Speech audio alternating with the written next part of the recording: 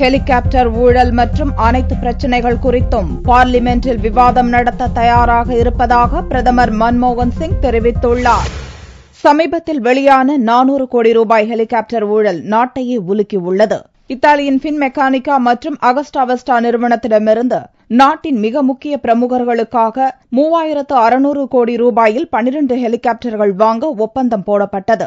இந்த ஒப்பந்தத்துக்காக இத்தாலியைச் சேர்ந்த பின் மெக்கானிக்கா நிறுவனம் கொடுத்த 400 கோடி ரூபாய் லஞ்சத்தை பெற்றவர்கள் யார் என்ற கேள்வி பெரும் சர்ச்சையை ஏற்படுத்தியுள்ளது. பிப்ரவரி 21ஆம் தேதி பார்லிமென்ட் பட்ஜெட் கூட்டத்தொடர் துவங்க உள்ள நிலையில் இப்பிரச்சினையால் சபை அலுவல்கள் பாதிக்கப்படும் வாய்ப்புள்ளதாக கருதப்படுகிறது.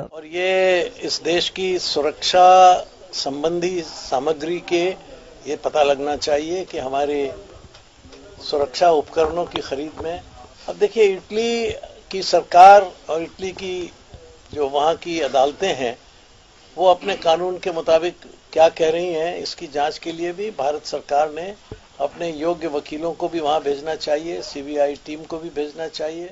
இப்பிரச்சினை மட்டுமின்றி இந்து தீவிரவாதம் என்று மத்திய உள்துறை அமைச்சர் சுஷில்குமார் ஷிண்டே முன்வைத்த குற்றச்சாட்டு, பெட்ரோல் டீசல் விலை உயர்வு, ரயில் கட்டண உயர்வு, தனி தெலுங்கானா பிரச்சினை, விலைவாசி உயர்வு உள்ளிட்ட பல்வேறு பிரச்சினைகளையும் எழுப்ப எதிர்க்கட்சிகள் திட்டமிட்டுள்ளன. இந்நிலையில் இத்தாலிய ஹெலிகாப்டர்களை வாங்கியதில் எந்த ஒளிவு மறைவும் இல்லை என்றும் ஊழல் எதுவும் நடக்கவில்லை என்றும் கூறியுள்ள பிரதமர் மன்மோகன் சிங் பார்லிமென்டில் இப்பிரச்சினை குறித்த விவாதத்துக்கு தயார் என்று தெரிவித்துள்ளார். இது மட்டுமின்றி அனைத்து பிரச்சினைகள் குறித்தும் விவாதிக்க அரசு தயாராக உள்ளதாகவும் அவர் கூறியுள்ளார். எல்லா பிரச்சினைகளுக்கும் விவாதத்தின் மூலம் தீர்வு காண முடியும் என்றும் பிரதமர் மன்மோகன் சிங் கூறியுள்ளார்.